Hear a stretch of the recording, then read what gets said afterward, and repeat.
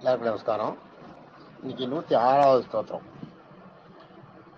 ஆத்மயோனி ஸ்வயம் ஜாதோ, ஸ்வயம்னா தானே உருவாது, ஸ்வயம் ஜாதோ வைகான சாமகாயனக தேவின சிரஷ்டா கட்சிதீச பாபநாசனக. மறுபடியும் சொல்கிறேன். 106வது ஸ்தோத்திரம். ஆத்மயோனி ஸ்வயம் ஜாதோ வைகான சாமகாயனக தேவகி நந்தன சிரஷ்டா கட்சிதீச பாபநாசனக. இது எப்படி சொல்லணும்னா, ஆத்மயோனி ஸ்வயம் ஜாதோ வைகான சாமகாயனக தேவகி நந்தன சிரஷ்டா கட்சிதீச பாபநாசனக அப்படி சொல்லணும். சொல்லும்போது அந்த ஸ்லாங் கரெக்டாக வரணும். ஆத்மயோனி ஸ்வயம் ஜாதோ வைகான சாமகாயனக தேவகி நந்தன சிரஷ்டா கட்சிதீச பாபநாசனக அப்படி சொல்லணும். இப்போ இந்த ஸ்தோத்திரத்துடைய அர்த்தத்தை பார்ப்போம். 106 ஆத்மயோனி. ஆத்மயோனின்றது இந்த யோனின்றதை நம்ம ஒரு நல்ல கண்ணோட்டத்தோட பார்க்கணும் மனசுல. அதாவது இந்த பூமியில ஜனங்களை அவதரித்து உற்பத்தியை பெருக்கிறதுக்காக படைக்கப்பட்ட ஒரு உறுப்புன்னு தான் பார்க்கணும். அது நம்மளுடைய காம இச்சைக்காக படைக்கப்பட்ட உறுப்புன்னு பார்க்கக்கூடாது. அதான் ஆத்மயோனின்றது. இந்த இடத்துல என்னன்னா, ஜீவாத்மாக்களின் கரு வெளிவரும் வாய்ப்பகுதியாக திகழ்பவன். ஒரு உடம்புல கருவை உருவாக்கிடுறான், வெளியில வரணும் இல்லையா? அந்த கரு ஒரு குழந்தை வயசுல உருவாக்கிடுறாரு, அந்த குழந்தை வெளியில வரணும் இல்லையா? அது வெளியில கொண்டு வர வழி இருக்காது. எவ்வளவு முக்கியமான வழி. உங்களுக்கு மனசுல எண்ணங்கள் தோன்றது, எப்படி விவகாரம் நீங்க மனசுல நினைச்சிட்டு அதை வாயால விஷயத்த சொல்றீங்களோ, இந்த வாய் இல்லைன்னா எப்படி இந்த சத்தம் வெளியில் வரும், எப்படி வெளியே உலகத்துக்கு நீங்க என்ன சொல்றீங்கன்னு புரியும். மனசுக்குள்ள நீங்க மனனம் பண்றது அது வேற. ஆனா நீங்க வாயை திறந்து ஸ்தோத்திரத்தை சொல்லும் போது இந்த ஸ்தோத்திரத்துடைய இந்த சத்தமும் இதனுடைய பொருளும் வெளியில வராம உங்க மனசுக்குள்ளேயே இருந்ததுன்னா அது உங்களோட போயிடும். வெளியில வந்ததுன்னா 10 பேருக்கு 100 பேருக்கு 1000 பேருக்கு புரியும். இப்ப எனக்கு இந்த என் மனசுல தோன்ற விஷயத்த நான் இப்ப வாயால உங்ககிட்ட சொல்றதுனால தான் உங்க 15 பேர் 20 பேர் நீங்க அதை கேட்குறீங்க இல்லையா? இல்லாட்டா அது கேட்கறதுக்கு உங்களால முடியுமா? ஆக என்னல இருந்து ஒரு 20 பேருக்கு இந்த விஷயம் என் வாய்ப்புல இருக்க சப்தத்து வழியா வெளியில வருது இல்லையா? இது கூட ஒரு யோனி தான். அந்த மாதிரி கணக்கு வச்சுக்கணும். அதனால தப்பான விதத்துல பார்க்கக்கூடாது. அதனால ஒரு கரு உருவாகி அந்த ஜனங்களை விருத்தி பண்றது, பூலோகத்துல ஜனங்களை விருத்தி பண்றது, ஜனங்களை வளர்க்கறதுன்றதுக்காக சாவானால் படைக்கப்பட்ட ஒரு இதுதான். அதைத்தான் இங்க சொல்றாரு. ஆத்மயோனின்னா ஜீவாத்மாக்களின் கரு வெளிவரும் வாய்ப்பகுதியாக திகழ்பவன். அந்த வாய்ப்பகுதியே ஈசன் பெருமாள் தானா, வாய்ப்பகுதியாக திகழ்பவன் அப்படிங்கிறதாக. ஸ்வயம் ஜாதோ, ஸ்வயம்னா தெரியும், ஸ்வயம்புன்னு நம்ம சொல்லுவோம் இல்லையா? ஸ்வயம்பு லிங்கம்னு தானே உருவாரு லிங்கத்துக்கு பேர் ஸ்வயம்பு லிங்கம். ஸ்வயம்பு தானே உருவாரு. ஜாதோ தன்னுடைய அவதாரத்துக்கு தானே காரணமாக இருப்பார். ஜாதோன்னா அவதாரம். ஜாதோன்றது அவதாரம். ஸ்வயம் ஜாதோன்னா தானே அவதாரம். தன்னுடைய அவதாரத்துக்கு தானே காரணமாக இருப்பவர் ஸ்வயம் ஜாதோ. அதான் அடுத்தது வைகான சாமகாயனக.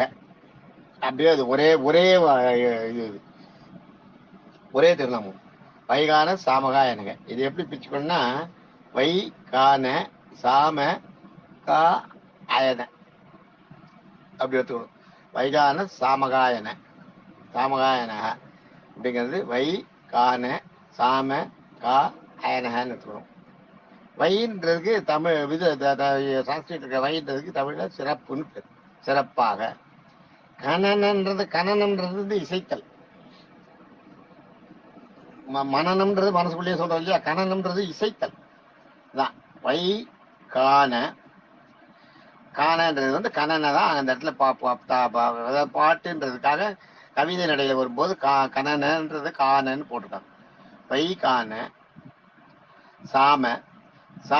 சாமன்னாலே வேதம் தான், ஞாபகம் வச்சுக்க. சாம வேதம்னு இவங்க அதுல நம்ம சொல்றோம் 4 வேதங்களை. ரிக்கேஜூர் சாம அதர்வனம்னு சொல்றோம். சாமன்னா சாம ஒரு வேதமா சொல்றோம். ஆனா சான்ஸ்கிரிட்ல சாமன்ற வார்த்தைக்கே வேதம் தான் பேரு. அதனால வைகான சாமன்றது வேதம். கான்றது வந்து கானம் பாட்டு, கான்றது கானம்னு பேரு, பாட்டு நம்மளுக்கு தெரியலையா. அயனன்னா தோன்றுதல். ஆக இங்க வைன்றது வந்து சிறந்த, கணனன்றது காணன்றது வந்து இசைத்தல், சாமன்றது வந்து வேதம், கான்னா கானம் பாடுதல், அயனன்னா தோன்றுதல். அதான் இப்ப இத அப்படியே சேருங்க. அத எல்லாத்தையும் சேர்த்தீங்கன்னா சாமகானத்தை நன்கு இசைக்கும் போது அதில் தோன்றுபவன்ற அர்த்தம் வருதா.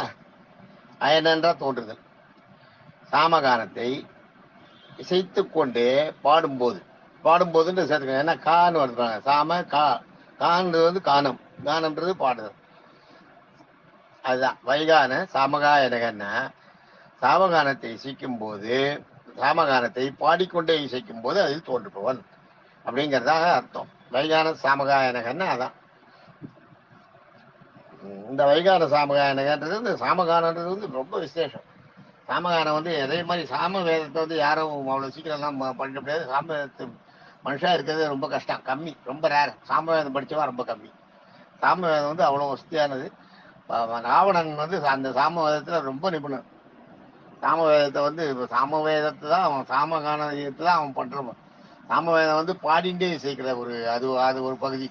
வேதத்தில் வந்து சாம வேதத்தில் பாடிண்டே இசைக்கிற ஒரு பகுதி இருக்கு. அந்த மாதிரி பாடிண்டே இசைக்கும் போது அதில் தோன்றுபவன் அப்படிங்கிறதாக அர்த்தம் சாமகாயனக. தேவகி நந்தன், தேவகின்றது தெரியும் எல்லாருக்கும், கிருஷ்ணனோட அம்மா. அந்தன், அந்தன்னா செல்லப்பிள்ளைன்னு ஒண்ணு.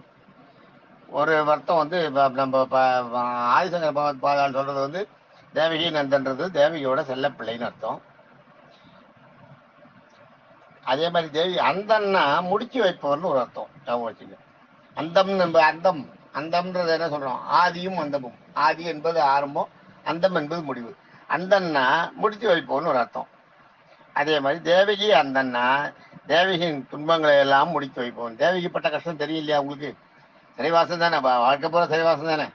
கம்சன் இறந்த அப்புறம் தானே போய் கிருஷ்ணர் தேவகியும் நந்த கோபையும் தேவகியும் மீட்டு வெளியில கொண்டு வர இல்லையா. அதான் வசுதேவரையும் தேவகியும் வெளியில் நந்த கோபுரம், நந்த கோபுரம் வந்து யசோதா. வசுதேவரையும் தேவகியும் வீட்டு வெளியில கொண்டு வரேன்னா அதுக்கப்புறம் தானே கொண்டு வர, அது வரைக்கும் சிறைவாசம் தானே. அதனால இவர் பிறந்து கம்சனை கொன்ன அப்புறம் இவங்க வெளியே கொண்டு வரதுனால தேவகியின் துன்பங்களை எல்லாம் முடித்து வைத்தவன் அப்படின்னு அர்த்தம். தேவகி நந்தனக அப்படின்னா சிரஷ்டா, சிரஷ்டா சிருஷ்டின்னா படைக்கிறது, சிரஷ்டான்னா படைக்கும் தொழிலுக்கு அதிபதி அப்படின்னு அர்த்தம். கட்சி தீச, கட்சினா பூமி, கட்சி ஈசர் பிரிச்சுக்கணும். கட்சி ஈசன்றத கட்சி ஈசர் பிரிச்சுக்கணும். கட்சினா பூமி, ஈசர்னா அரசன். பூமி இந்த பூலோக அனைத்துக்கும் அரசனாக விளங்குபவன். பாபநாசனக, தன்னை எண்ணி சரணடையும் அடியார்களின் பாபத்தை அழிப்பவன். பாபநாசனகன்னா தன்னை எண்ணி சரணடையும் அடியார்களின் பாபத்தை அழிப்பவன் அப்படின்றது பாபநாசனக அப்படின்னு அர்த்தம். ஆக இன்னைக்கு 106வது ஸ்தோத்திரத்துல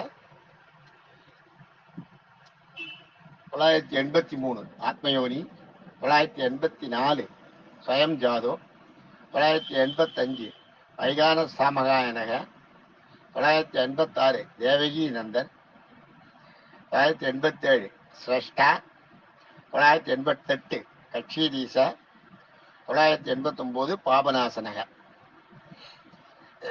989 வரைக்கும் வருது இல்லையா. 983 இருந்து 989 வரைக்கும் 5 6 7 தான். ஆமா, இன்னைக்கு 106வது ஸ்தோத்திரத்துல 7 திருநாமங்கள் பார்த்துருக்கோம்.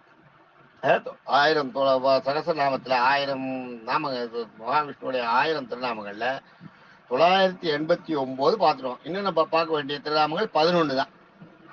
ஆக நம்ம வந்து இப்ப இந்த விளிம்பு நிலைக்கு வந்துட்டோம். 989 வரைக்கும் நம்ம இது பண்ணிட்டோம். உங்ககிட்ட ஒரு முக்கியமான விஷயம், இந்த இது அநேகமா நாளைக்கு முடிஞ்சிடும் இல்லையா. திங்கட்கிழமை அன்னைக்கு அநேகமா இது வந்து கன்க்ளூஷனுக்கு வரும். இந்த திருநாமங்கள் அதுக்கப்புறம் இருக்கு 30 ஸ்லோகம் இருக்கு. இந்த 1000 திருநாமங்களையும் நம்ம முடிப்போம். 1000 திருநாமங்களை இந்த முடிக்கிற அன்னைக்கு யாராவது இதை கரெக்டா கடைசி வரைக்கும் கேட்டுருந்தவங்க அவங்க வீட்டில் ஏதாவது ஒரு ஒரு பாயசம் வச்சு பெருமாளைக்கு பண்ணணும். பெருமாளுக்கு அவங்கவுங்க மரபு எப்படியோ அது மாதிரி பெருமாளுக்கு நைவேத்தியம் பண்ணணும். பெருமாளுக்கு ஒரு பாயசம் வச்சு படைக்கும். படைச்சா ரொம்ப நல்லது. சொன்ன எனக்கு புண்ணியம், இதை கேட்டிருந்த உங்களுக்கும் புண்ணியம். இதை பற்றி நான் அப்புறம் தனியாக ஒரு நாள் இதை சொன்னது கேட்டதோட புண்ணியங்களை பற்றி நான் சொல்கிறேன். இந்த பாட்டிலேயே நம்மளுக்கு வந்துடும், கடைசியில் வரும். அது சொல்கிறதுக்கும் கேட்கறதுக்கும் என்ன புண்ணியன்றதெல்லாம் கடைசியில் வரும். அதான் சொல்லிடுறேன். ரொம்ப விசேஷமான இது. நம்ம எவ்வளோ பெரிய விஷயத்தை நம்ம இப்போ முடிச்சிருக்கோம். தேங்க்யூ. நான் அப்புறம் ஒரு நாள் இது தனியாக ஒரு நாள் இதை பற்றி பேசணும். தேங்க்யூ. தேங்க்யூ.